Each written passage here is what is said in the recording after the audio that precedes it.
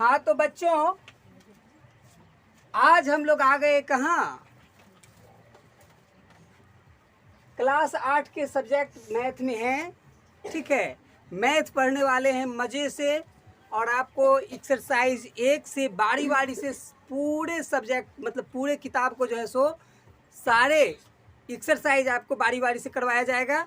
आप बारी बारी से वीडियो देखते रहिए, और एक बार में समझ में नहीं आए तो बार बार वीडियो को देखिए, बार बार देखिए और समझिए।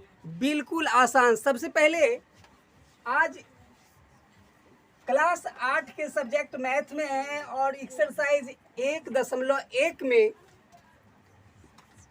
हमें योज्य प्रतिलोम, गुणन प्रतिलोम, व्युत्क्रम, योग का साहचर्य गुण, गुणन का साहचर्य गुण, वितरण नियम, संबरक नियम, गुणा का क्रम विनिमय नियम, योग का क्रम विनिमय नियम, योज्य तत्समक, गुणात्मक तत्समक, ये सारे पॉइंट आपको एक्सरसाइज 1.1 में पढ़ना है, और इसी से संबंधित आपको क्वेश्चन दिया जाएगा। तो पहले इस सब के बारे में जानिए कि योज्य प्रतिलोम क्या होता है, गुणन प्रतिलोम क्या होता है।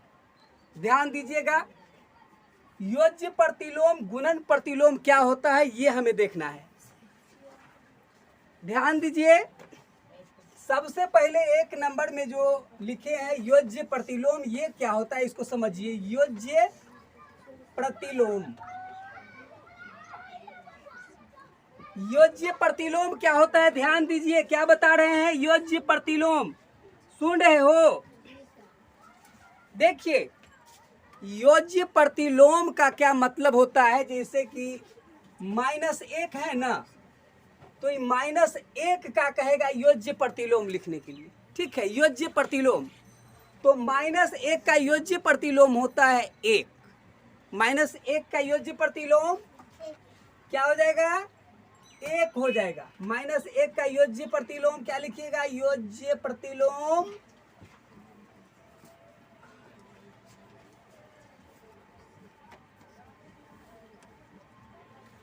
1।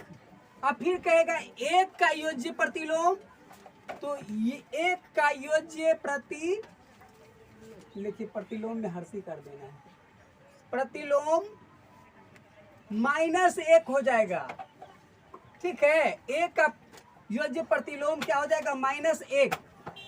ठीक है, इसी प्रकार से -5 का हो जाएगा 5 का हो जाएगा -5। ठीक है, योज्य प्रतिलोम में उसका उल्टा लिखा जाता है। 1 का -1, -5 का 5 का -5। इस प्रकार से योज्य प्रतिलोम में उसका क्या लिखना है? उल्टा लिखना है। ठीक है, चलिए, तो आप लोग योज्य प्रतिलोम समझ गए। योज्य प्रतिलोम समझने में कोई दिक्कत हो तो बोलिए। अगर कहेगा 20 का योज्य प्रतिलोम तो -20 लिख दीजिएगा। 100 का योज्य प्रतिलोम -100, -100 का योज्य प्रतिलोम 100। योज्य प्रतिलोम आप लोग समझ गए, कोई दिक्कत नहीं। योज्य प्रतिलोम समझ गए। चलिए देखिए, अब है दूसरा व्युत्क्रम, या कहिए गुणात्मक प्रतिलोम। गुणात्मक प्रतिलोम दूसरा नंबर में है। व्युत्क्रम कहिए या गुणात्मक प्रतिलोम एक ही होता है। योज्य प्रतिलोम, व्युत्क्रम या गुणात्मक प्रतिलोम, इसमें क्या होता है? गुणात्मक प्रतिलोम में जैसे देखिए, 2 है ना, तो 2 का व्युत्क्रम कहेगा व्युत्क्रम, तो इसका व्युत्क्रम हो जाएगा क्या? 2 का व्युत्क्रम हो जाएगा 1/2। 2 का व्युत्क्रम क्या हो जाएगा? 1/2। अगर कहेगा 1/2 का व्युत्क्रम तो 2, 1/2 का गुणात्मक प्रतिलोम या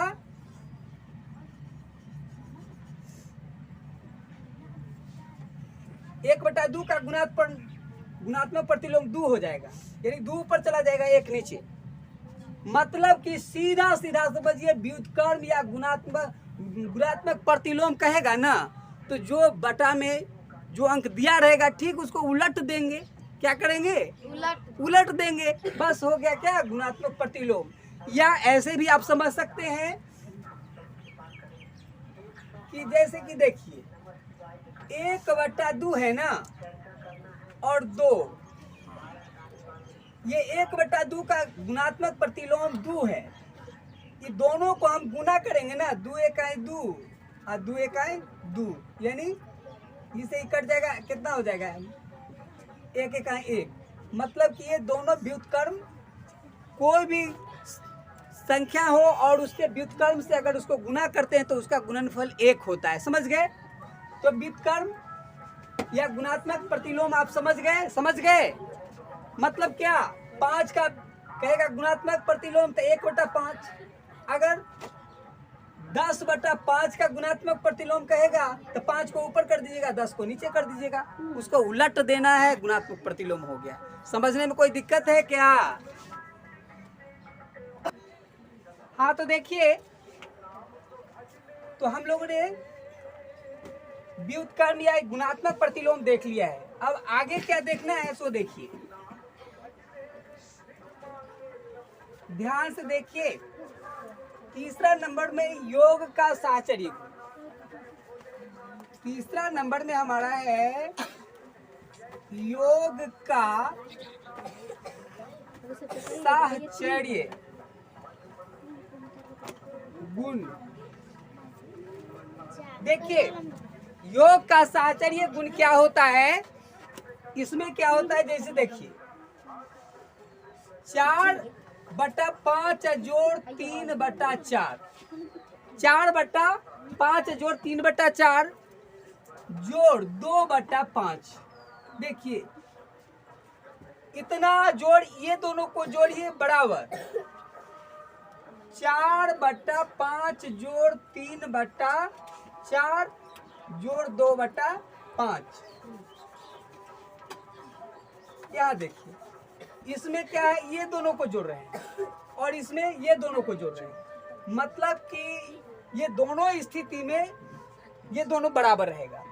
इतना जोड़ इतना जोड़ इतना, या इतना जोड़ इतना जोड़ इतना, ये ऐसे अगर रहता है तो इसको योग का साहचर्य गुण कहते हैं। ठीक है, जैसे देखिए 5 जोड़ 4 जोड़ 9, 5 4 9 को जोड़ करके 5 में जोड़ें, या 5 जोड़ 4 इसको जोड़ करके और इसको 9 को जोड़ें, आपका आंसर 1 बराबर आएगा। तो ऐसे इसे हम क्या कहेंगे? योग का साहचर्य गुण। इस स्थिति में अगर रहता है तो इसको क्या कहते हैं? योग का साहचर्य गुण। ठीक है, इस प्रकार के और भी ढेर सारा एग्जाम्पल हो सकता है। तो योग का साहचर्य गुण इस प्रकार का होता है, इतना जोड़ इतना इतना को पहले जोड़ेंगे और फिर इसको जोड़ेंगे। इसमें ये दोनों को देखिए पहले जोड़ेंगे और बाद में इसको, यानी हर स्थिति में, ये दोनों स्थिति में जो है सो उसका आंसर बराबर होता है। तो ये है योग का साहचर्य गुण। इसी तरह से आप गुणा का साहचर्य गुण भी लिख सकते हैं। गुणन का साहचर्य गुण, इसमें क्या होता है? गुणा में क्या होता है? देखिए 1/5 गुने 2/5, इसको गुना कर दे गुने 3/10। इसका गुणनफल यदि आप 1/5 गुने 2/5 गुने 3/10, यदि आप ये दोनों को गुना करके और इसको गुना करते हैं, और यदि ये दोनों को गुना करके तब इससे गुना करते हैं, ये दोनों स्थिति में इसका आंसर 1 बराबर होगा। ये दोनों स्थिति में इसका आंसर बराबर होगा। तो ऐसे स्थिति को हम कहते हैं गुणन का साहचर्य गुण। ये हो और ये हो, इसका आंसर 1 बराबर होता है। इस स्थिति को क्या कहते हैं? गुणन का साहचर्य गुण। इसमें घटाव का, व्यकलन का साहचर्य गुण नहीं होता है और भाग का साहचर्य गुण भी नहीं होता है। ठीक है, जैसे कि हम बता रहे हैं भाग में गुना में, देखिए भाग का साचर गुण मतलब इतना भागा इतना, इसमें इतना से भाग दीजिएगा फिर इससे भाग दीजिएगा, इतना में ये दोनों से भाग दे करके तब इसमें इससे भाग दीजिएगा तो ये बराबर नहीं होगा, ये नहीं होता है। भाग का साचर्य गुण नहीं होता है और घटाव का भी साचर्य गुण नहीं होता है। देखिए घटाव का साचर्य गुण इतना में से इतना घटाइएगा फिर उसमें से इसको घटाइएगा, इसमें से इसको घटाइए, इसमें से इसको घटा करके फिर इसमें से इसको घटाइएगा तो ये दोनों बराबर नहीं होगा। तो घटाव का साचर्य गुण भी नहीं होता है और भाग का भी साचर्य गुण नहीं होता है, गुना का और योग का साचर्य गुण होता है। ठीक है, आपने समझ गया जी। तो आपको समझा दिए योज्य प्रतिलोम, व्युत्क्रम का गुणात्मक प्रतिलोम, योज्य का साचर्य गुण और गुणन का साचर्य गुण, ये सब समझ गए हैं। अब हमको सीखना है वितरण नियम। क्या सीखना है? वितरण नियम। अब सीखेंगे हम लोग वितरण नियम।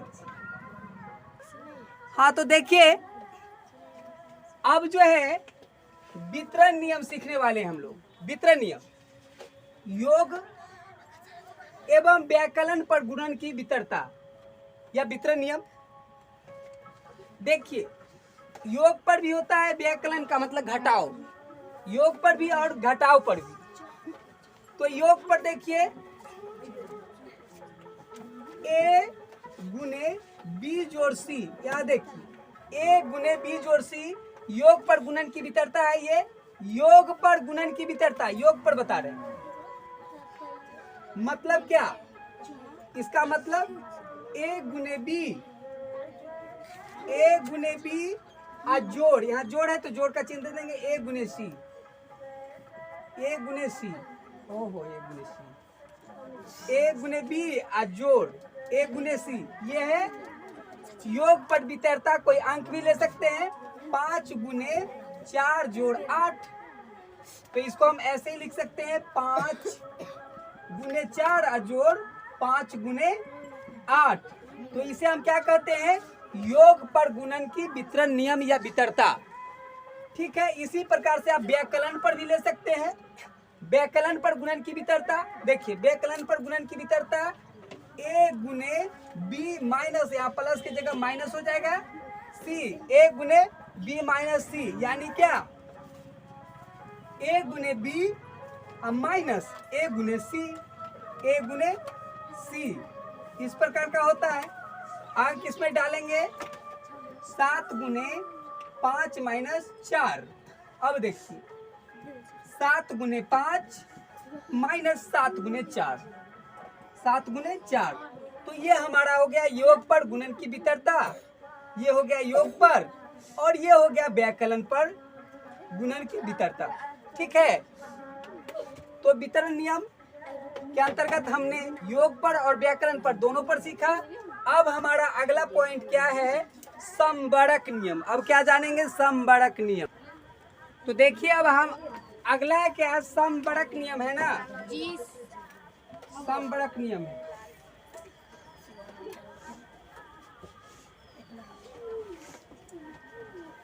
समबड़क नियम,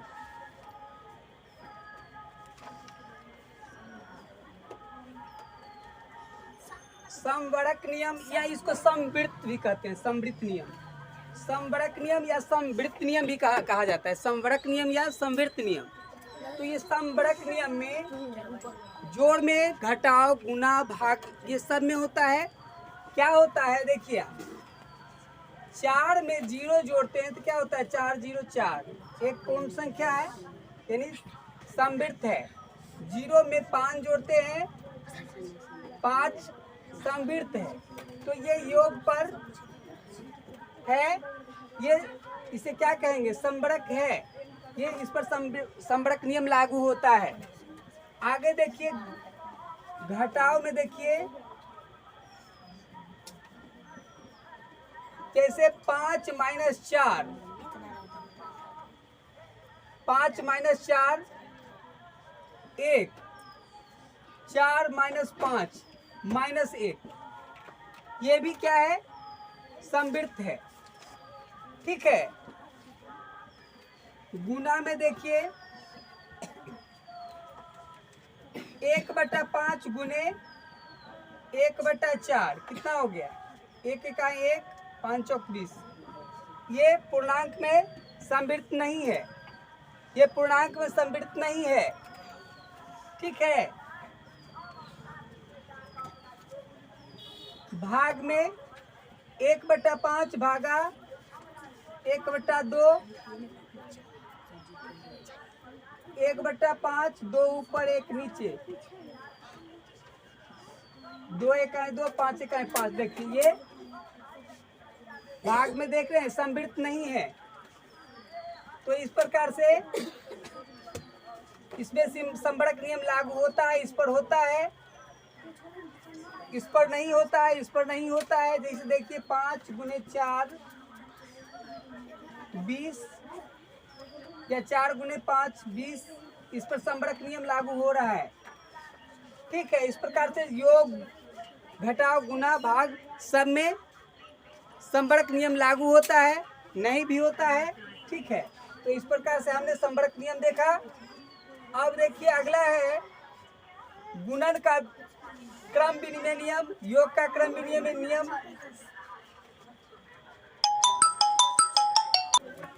तो अगला क्या है, गुना का क्रम विनिमय नियम।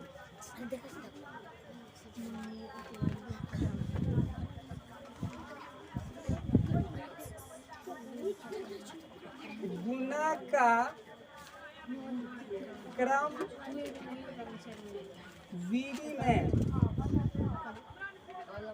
नियम, इसको देखिए गुना का क्रम विनिमय नियम। इसमें क्या होता है, a गुने b बराबर b गुने a। देखिए 5 को 4 से गुना कर दीजिए, 5 चौक 20। 4 को 5 से गुना कर दीजिए, 4 पंचे 20। यानी ये दोनों स्थिति में क्या होता है, 5 गुने 4 या 4 गुने 5, ये दोनों स्थिति में बराबर होता है। तो ये इसे हम क्या कहते हैं, गुना का क्रम विनिमय नियम। योग का क्रम विनिमय नियम देखिए,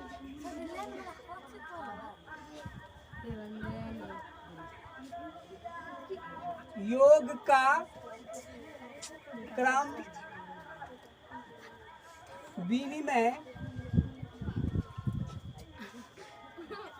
नियम, योग का क्रम विनिमय नियम। इसमें क्या होता है, जैसे देखिए a जोड़ b बराबर b जोड़ a। मतलब क्या,